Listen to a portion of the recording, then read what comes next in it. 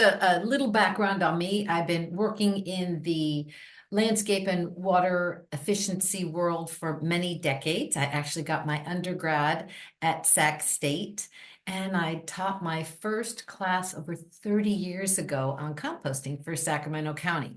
So I'm very, very passionate about being efficient with your water use in landscapes. And so Jay said, hey, why don't we just get into lawn? Because lawns can be great. So today, what we're going to talk to you about are the best grass for your home and for your taste, because not everybody has the same opinion of what's attractive. We're going to talk about healthy tips for your lawn, and we're going to talk about organic fertilizers, irrigation, and then I'm going to give you tips so that you can brag about your lawn. So if somebody says, oh, you've got lawn, yeah, and this is what I do, and be proud of it.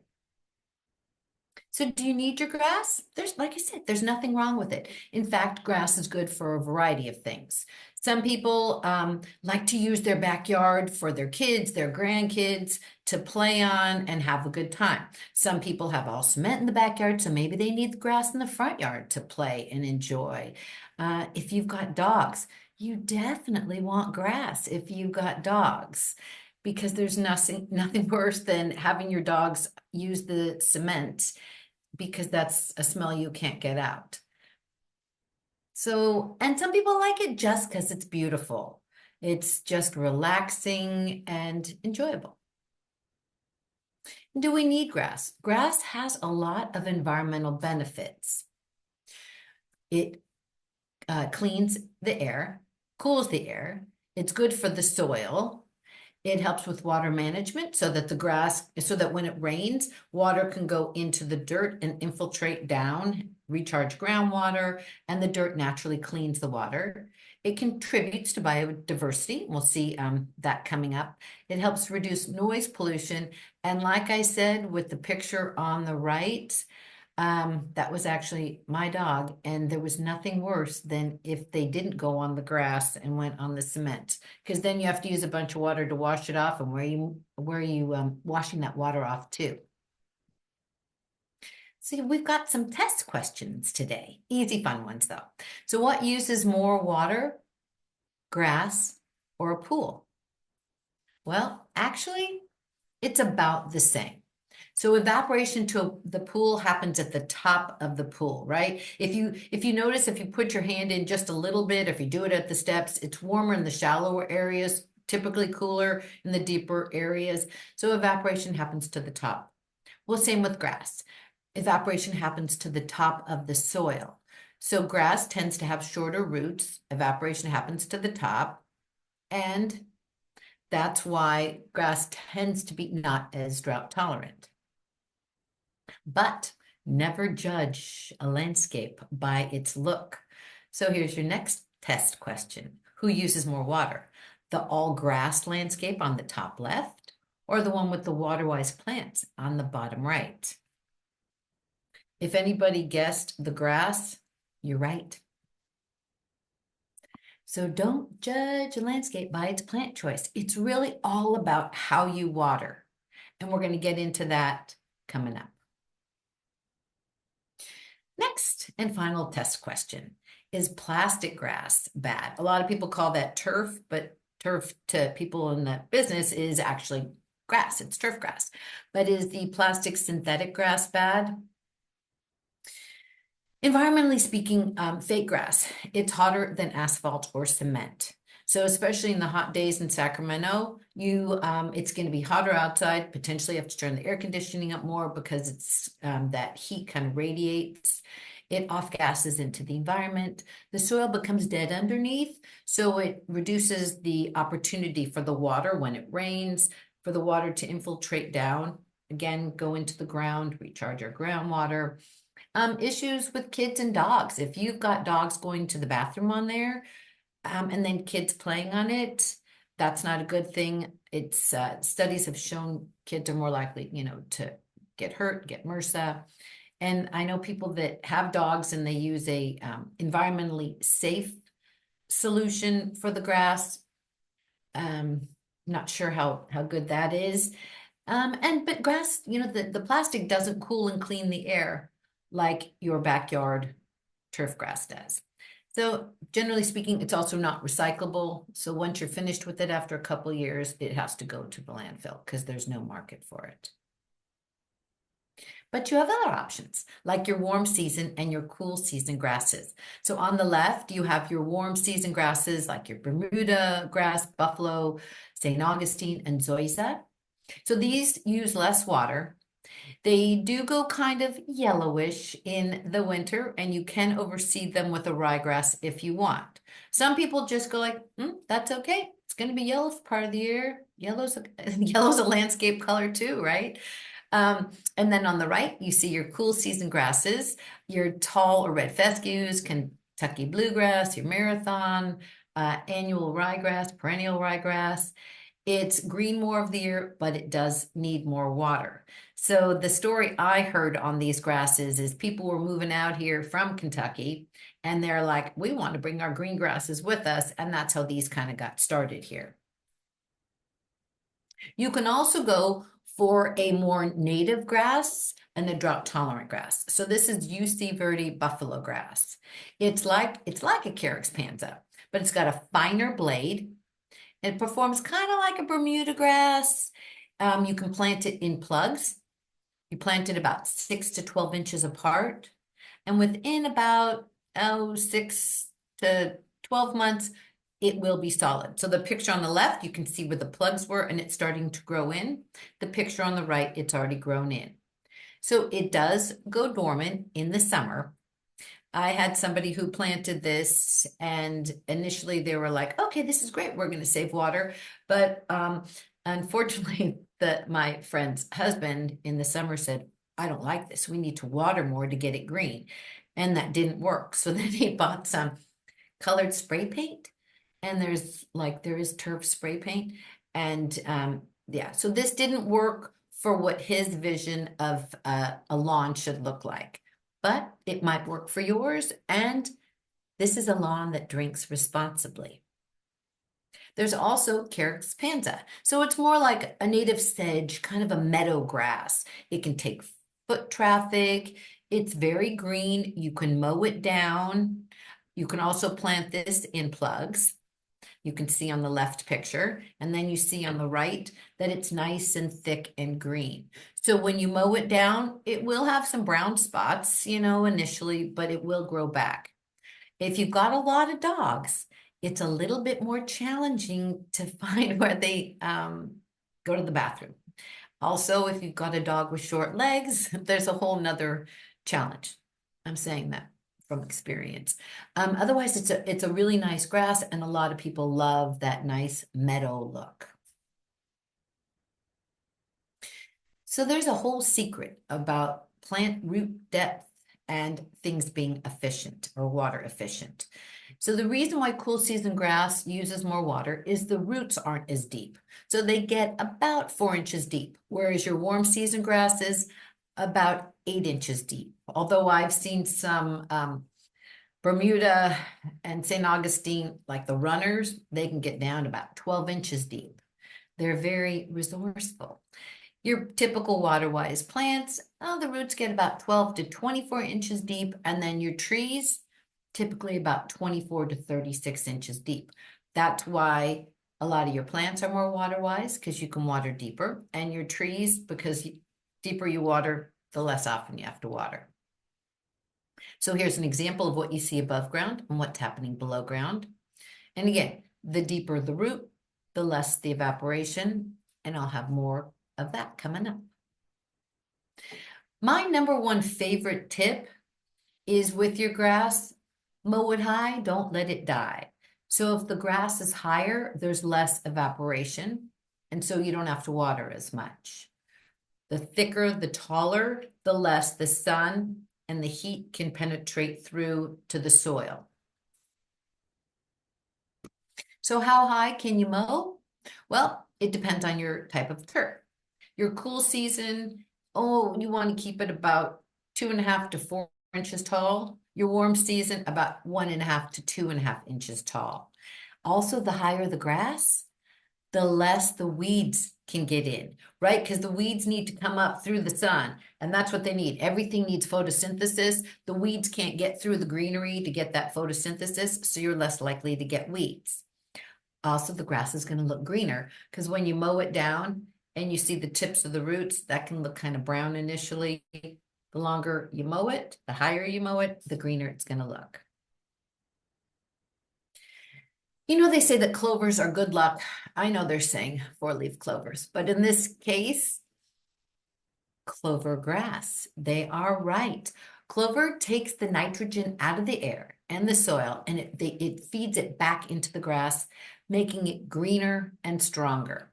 Some people don't like this look, others do. Personally, I think it looks great. So here's an example of your clover on the right, and then no clover, clover being mowed on the left.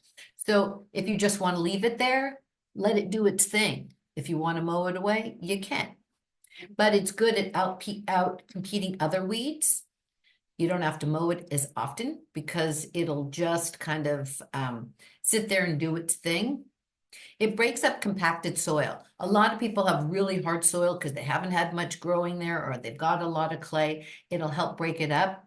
Those cute little blossoms attract your bees, and we need bees for, we need all those pollinators, as many as we can get. It helps fix the nitrogen in the soil. If your grass is kind of yellowish, a little clover, throw some nitrogen in there naturally, and boom, it might green it up. And then it also tolerates poor soil conditions, like if it's drought and you can't water much, or if it's shady, if you've got a dog, especially the girls going to the bathroom on there, or you got clay soil, it's going to just be more, it's going to be stronger and more resourceful. So what about dandelions? Are they good luck? Not so much.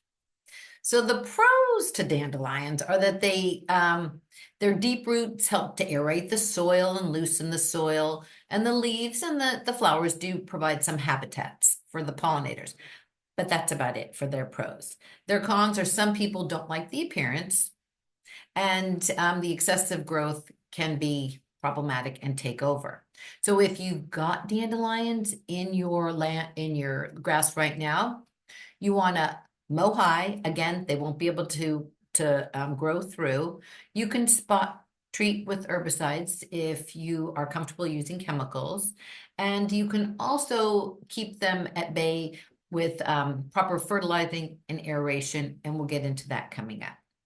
So to prevent them from spreading, pull them out, get them out before they go to seed. And the treatment is when it's in the puffball stage. So fall's your best time. Fall, the time of year, is the best time to apply your broadleaf weed control. And that's when the dandelions are doing their bad thing. So when we say, are they good luck? Well, I remember as a kid that my sister and I would pull them, and if you could blow off all those little puffies off the puffball, then you can make a wish. It wasn't my dad's wish that we did that because he used to tell us not to. And as a kid, I didn't understand, but as an adult, I sure do. So what can you do for maintenance on your grass to keep it healthy, greener, and stronger? First, you can grass cycle. So grass cycle is mowing the grass and keeping the clippings on the lawn. You let them naturally decompose, break down, and fertilize the grass. It's not good to do if you've got too many weeds, because then you're just spreading your weed seeds around. It's also not so good to do when the lawn is really, really high and you want to mow it down a lot. So you don't want your little grass cycle pieces to be more than like 1/3 of an inch, because otherwise it's going to take them too long to break down. So make sure that your blades are sharp when you're doing it, and there's a variety of blades you can use. There are actually mulching mowers and mulching blades, depending on what you want to do. If you decide not to grass cycle, you can take all of that, the lawn trimmings, and you can put it in your compost bin. So when can you put it in the compost bin? If there's no bad weeds in there, place all those clippings in your compost bin. If you're doing backyard composting at home, which I highly recommend, don't just put 100% grass clippings in your compost bin. because it's going to go anaerobic and smell. You want to add some greens with some brown. So maybe some dried leaves, maybe some newspaper, and then you want to mix it up. You just put the grass in there, it's not going to smell so good. If you have a lot of bad weeds, don't put that in your compost bin. Throw that in the city's green cart or your, depending on where you are in the street, and then the city will pick it up. They do composting. It goes to a facility where it's professionally done. It gets hot enough to kill the weed seeds, the pathogens, and then they, make their own gorgeous compost. The next thing you can do is dethatch. So here I'm telling you, keep those trimmings on your lawn, great. But every once in a while, you need to clean up that thatch buildup. And that's all the little pieces of organic material that sit on top of the soil. So if you've got a cool season grass, you want to clean that thatch up in late spring or early fall. If you've got a warm season grass, you want to clean it up, rake it up is all you have to do in early spring to, or late spring to early summer. So if you can see the picture at the bottom on the left-hand side, too much thatch, the water can't get through to the soil to penetrate. So basically, you're just taking your rake, raking it up, and then you can throw that in your compost bin or the city's green waste can. Your warm season grass, you're going to do it the same time of year you're going to brush your dog. So if you've got a dog that gets a nice thick winter coat and it needs to be dethatched or it needs that undercoat removed, you'll do them both at the same time. By the way, that dog's hair is also perfectly compostable. And the next tip is to aerate the lawn. So aerating improves the drainage, it provides more oxygen into the soil, and it allows that soil to get deeper, healthier roots. If you look at the picture at the bottom, on the left side, you don't have a lot of roots there. They're not that deep, but once you aerate and open up that soil, more water and oxygen and nutrients can get down deep, so you'll get more roots and deeper roots. Basically, when you do your aeration, it is going to look a little like a sandbox, but over time you'll water and all that will decompose and feed the soil and not show up after just a couple of weeks. One thing that I don't recommend is to aerate with a pitchfork. When you do it this way, you are opening up the soil, but you're compacting the sides. So you're making it actually harder and more compact on the sides. The whole point of aeration is to open it up, not compact it. So whether it be with the shoes or with a pitchfork, not the best way to go.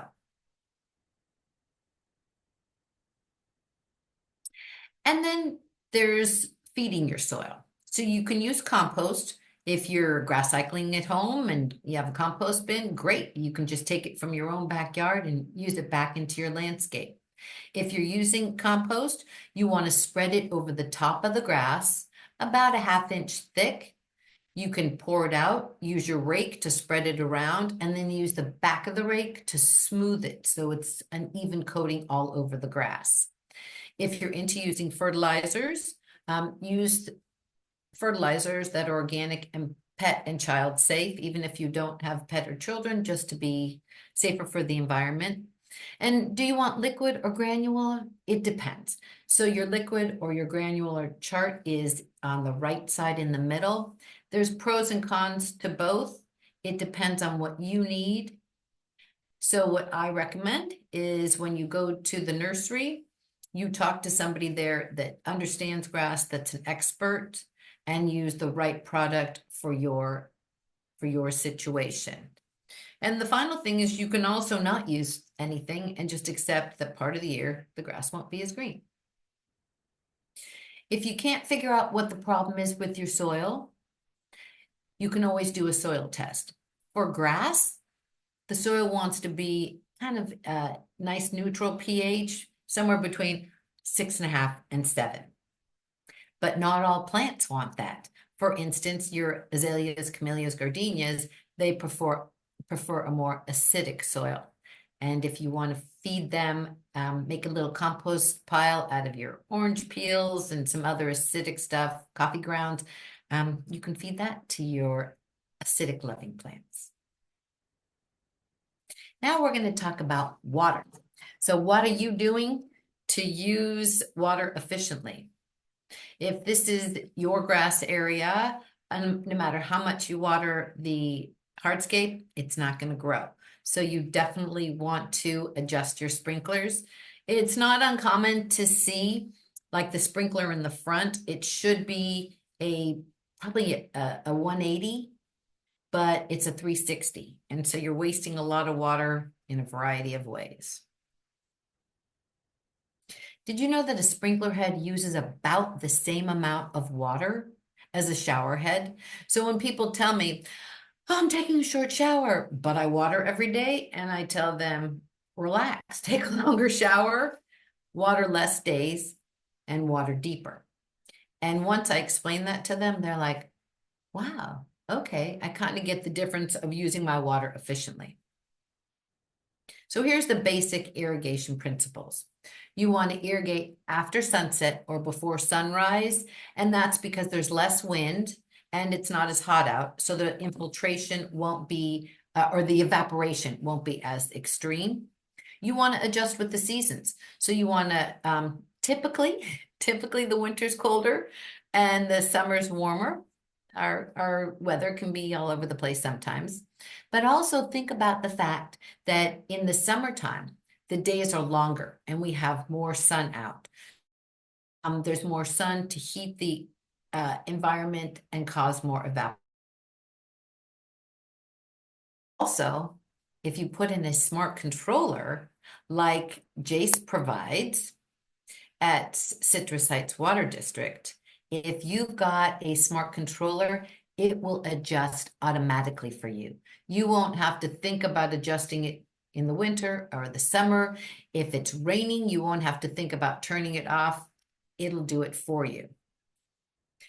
You want to group your plants together with similar water needs on the same valve or zone. So your grass should be on one zone. And then if you've got a perimeter of plants, that should be on another zone. Maybe if you have a bunch of fruit trees, a separate zone. And then use mulch. Use mulch all over wherever you have bare soil. Use mulch to reduce evaporation, to stop weeds, to feed the soil, and to look decorative. And then you want to water infrequently but deep. And so how much should you water? The answer is always, it depends. It depends on what kind of sprinkler head you're using. Is it sun or shade? What kind of soil do you have? General rule is about 8 to 15 minutes for overhead sprinklers, but we're going to get into that also, just to confuse you more. 15 to 20 minutes for drip. You want to turn off your controller before a rain event. It's actually a state law, and keep it off for 48 hours after. But if you've got a smart controller, you don't have to worry about that. You want to double check your settings in there because sometimes things get a little confused. And if you put a backup battery in your controller, if you don't have a smart controller, that will help you in case the electricity ever goes back. Your controller won't default back to factory settings or who knows what settings. This is a great website that you can visit. All these websites, there's a list at the end of the presentation with all the different websites and where you can go. But this website, you can actually put in where you live, what your zip code is, and then sometimes there's, there can be regulations like how many days a week you can water, maybe how many days a week you want to water, and then it will tell you for drip, for overhead, for grass. It'll give you a really great irrigation estimate chart that you can start there. And what are you using to water in your backyard? Do you use spray heads or do you use stream rotors? So the heads on the left are the traditional heads that were around, that have been around for decades. They're a more solid stream of water that mists out. The newer heads that have been around for, probably a decade plus, at least, are rotating heads. So they throw water more slowly and they're more efficient, kind of like rain, larger, slow droplets of water. So there's not as much misting in the air, like in a case like this, where a lot of that water is just going up in evaporation. With the rotating heads, the droplets fall to the ground. So by the way, if this is your landscape and if you see rainbows in it, I know that looks really pretty, but you've got too high a pressure. So you want to work on that so that you get more water to where you want it, which is the ground, not the air. What's very important is your head-to-head coverage. So you want to make sure that from head to head, your water is going consistent and even. And changing your heads or making adjustments to them can make a big difference. So from that sprinkler to that sprinkler, you want the water to flow. And from that sprinkler to that sprinkler, the water to flow, and so on. So what I like to call it is I dream of genie coverage. You know, she did the one hand, and then crossed them over. So that coverage is going from hand to hand or head to head. If you do that, you're going to get even, consistent coverage, and that's going to make your grass very happy. How do you know if you have good coverage? Well, you can do a catch can test. You can either buy these little catch cans, or you can use your tuna or cat food cans. And you can put about 5 to 9 cans out per zone. You can do them in a pattern. You can do them random. You want to run your sprinklers for about 3 minutes, maybe more if you want, and then measure the amount of water in each can. Take the water, pour it into a measuring cup, and see, do you have the same amount of water in each measuring cup? If you don't have even coverage. And like I said, or like Morris the cat in the bottom right is telling you, each can must be the same size. So you can't use a taller can or a smaller can because water's not going to get in. We want to give all the water the same opportunity to get into that can. Here is different irrigation plans. The one on the left, is that full coverage, or is the one on the right? And this is kind of like, I think it was 5th grade math, where you have like union versus intersection. So which one of you think it's the one on the left that's better coverage? It is, not just because you can't see the yellowing grass, but there's full coverage. It goes from head to head, right? So the spray is going even over the entire area. The one on the right, you've got some weak spots. So it's going to be yellow right next to the head, around the head. There's going to be spots that are yellow, and you're either going to have to water twice as much to keep them green, or you're going to have just inconsistent, not as healthy looking grass. If your grass looks like this, you know that you've got either bad coverage or like really, really good, amazing coverage, huh? If you could plan that out, that'd be pretty fabulous.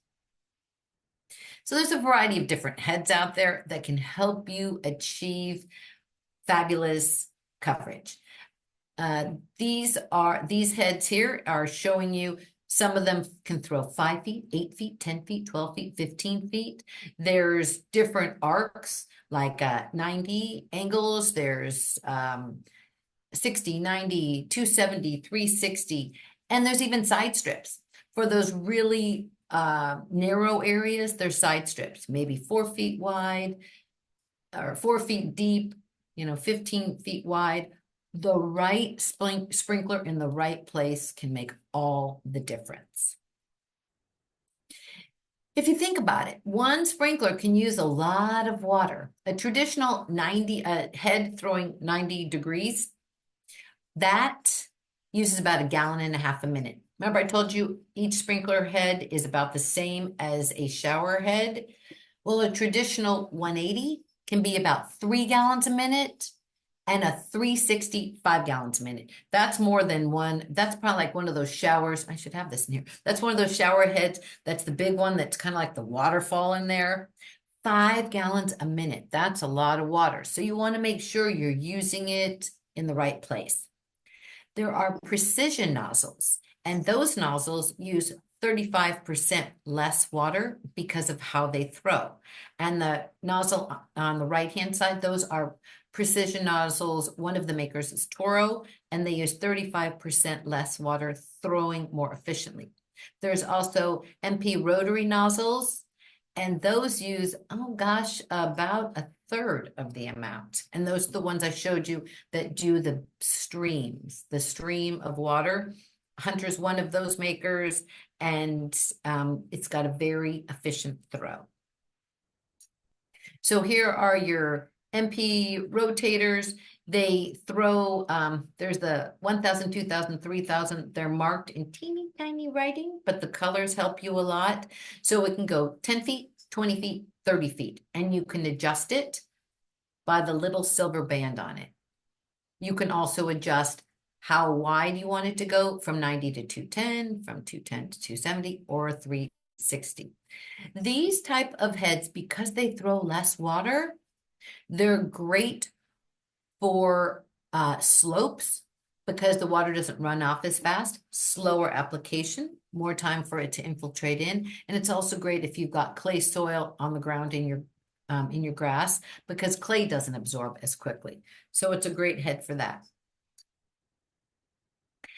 So if you go out, I highly recommend you go out at least once a month, if not once a week, turn on your irrigation and see what's happening. If you look at the bottom left, you can see that that head, it's either not screwed in well or it's broken, and you're losing so much water at the bottom of the pop-up that not only are you not going to get a lot of water coming out of there, but all of the friends down the line are going to be getting less water. You're not going to get the water throwing as far, so a lot of your grass is going to die because you're not getting the coverage that you should. In addition, when you've got a nice thick grass like this, you have to make sure that you're trimming around the head so the pop-up can pop up. If the grass has grown over and it's so strong, that poor pop-up can't do anything, and so it's just going to start bubbling out from underneath that grass, down the sidewalk, and all the grass where it should be watering is going to die or turn very brown. So I keep talking about the importance of getting the water down deep, and the deeper the roots grow, the better. So it depends on what plants you have in there. It depends on your soil. It depends on your previous watering activities and then the salinity. But basically, the deeper you can get it, the deeper the roots can grow. They're not going to grow deeper than where the water is because there's nothing there for it to drink up. And the deeper you go down, the cooler it is. Another dog example is on a hot day, your dog goes into the backyard and it's going to find a place where it can dig up the soil, down a couple of inches because it's nice and cool. And so that's because the dog is smart. It knows the deeper it goes, the cooler it is, the less the evaporation. Train your roots to do the same. How can you get it there? If you have, like I said, clay soil or a slope, you want to either water with the MP rotating heads, or you can do a cycle and soak on your controller. And how you can slow it that way is you would turn your sprinklers. Let's say you're going to run your sprinklers for 10 minutes, but you get runoff after 5. You'll turn your sprinklers on for 5 minutes, let's say at 5 a.m. And then an hour later, you'll have the second round go off at 6 o'clock, also for 5 minutes. So after the first 5 minutes, the water can get down to about an inch. And then 5 minutes later, it's nice and moist. And now the water can penetrate even deeper, spread it, sink it. And that's called cycle and soak. So I highly recommend you look at irrigating less days, but more minutes. If you water every day for a couple minutes, you're only going to get the top of the soil wet. It's going to dry out, kind of like what's happening on the right. You're watering every day, but then it dries out. So if you water less days and deep, you're going to get healthier, stronger, more drought resistant and disease resistant grass.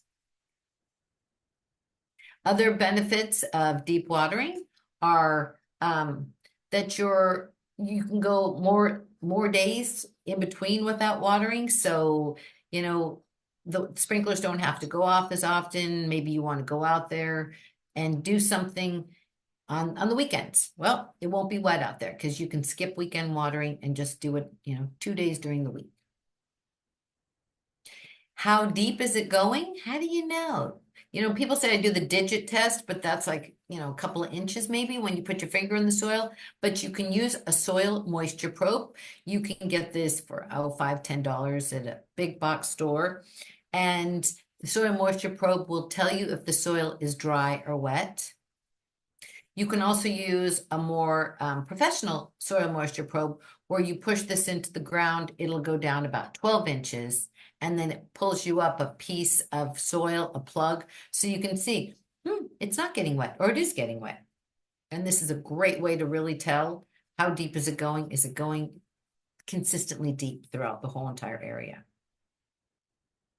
So what happens if you're just watering the top of the grass and you've got trees and you're not giving that tree a good drink, especially during, dry times? This can happen. So I like to tell people if you've got a tree, give it a nice deep soak, especially in the summertime, just like once a month.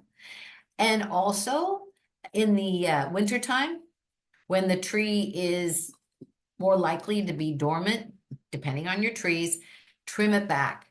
Trim it back when the tree is dormant. Find the right time of year, depending on the tree, because a really, really full tree, especially with a lot of wind or rain, there's a lot of weight on that. And so I just love this picture because tree maintenance is so important. And on this day after Earth Day, I want to remind you how important trees are for our environment. Sacramento is like a tree city, and I believe it's got more trees per capita than almost anywhere in the world. So that's something pretty amazing and fabulous.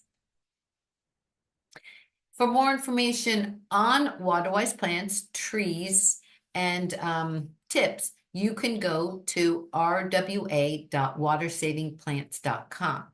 So this website will give you information on your gardens, plants. You can make a plant list. So let's say you want to keep your grass, but you want to make a border around with some nice, beautiful water-wise plants, or you want to maybe update a part of the front yard, backyards with some new plants, maybe new trees. This is a great place to go to learn more about all that. So you can go to the gallery here and you can look at plants based on your front yard, what you might want in your backyard. If you've got a hillside, what you can put on your hillside. If you've got a parking strip.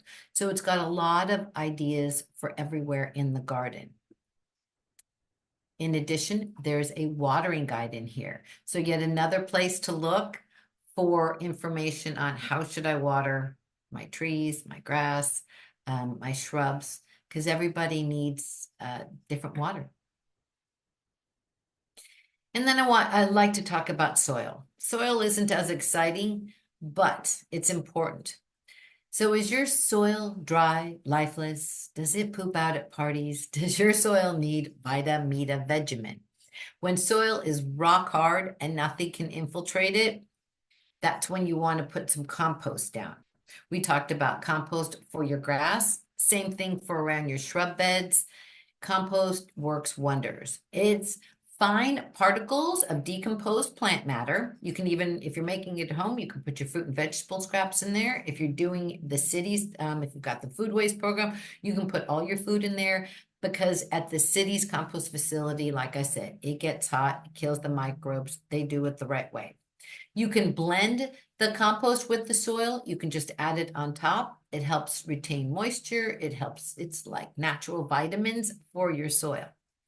If you've got bare spots of soil, you can put down mulch. I do not recommend putting mulch down on top of your grass, but putting it over the soil in your flower beds, it's a fabulous thing. It's larger pieces of organic materials, whether it be mulch, bark, wood chips, whatever you want to call it. It helps reduce evaporation. It helps reduce weeds because they can't get through that sunlight. 2 to 3 inches is ideal. And then over time, it'll decompose and it'll feed your soil. So this is what mulch does to soil. You can see that there's a mulch here. it's called like forest floor, just a natural looking mulch. You can even get it free sometimes from the city. You can get it free from if there's a chip drop in your neighborhood. So look around. And once these mulch is pulled away, even weeks after a rain, the soil underneath is going to be moist. It's going to be darker and healthier because that mulch has helped feed it. Basically, you can be making this in your backyard you can make your compost in your backyard. And with that, so underneath the mulch and or the compost, once you put it down and you're feeding your soil, there's little microbes in there. And those little microbes, they're eating all that stuff up. They're creating a whole environment underneath the soil. So you don't have to worry about it because they're doing a lot of the work for you. If you're one of those people that likes to turn your soil, like in your flower beds, studies show that you've got a whole system underneath there with mycorrhizals, and everybody's connected and happy. When you turn the soil, you're disturbing their happiness. So consider saving yourself some time and don't turn it. Just let it be, and you can replant wherever you want. So follow some of these tips. Do what you want to do to make your grass as healthy and comfortable for your liking, but feel good about it and brag that you're doing what the best you can with your aerating and grass cycling and dethatching, using compost on it, watering efficiently, and enjoy your backyard space. Here are some great websites that will help you on your search. And we'll go back to this in a minute. If you've got any questions, you can contact Jace. There's his number and his email. If you have more specific questions about, well, I've got this problem with my grass or this problem here, feel free to send me a copy of something, a picture, and I might be able to help you out. This is a garden that I created at the San Diego County Fair, showing sustainability and fun. I'm a big advocate of yard art. So take something fun from around the house. Maybe you've got some kids or grandkids' old jeans, stuff it with some paper, take a potted plant and throw it in the waistband of it to clip some shoes on and create some fun pots in the yard. There's so many fun ways to make your yard more entertaining and fun with recycled art. Again, here's my contact information and Jace's.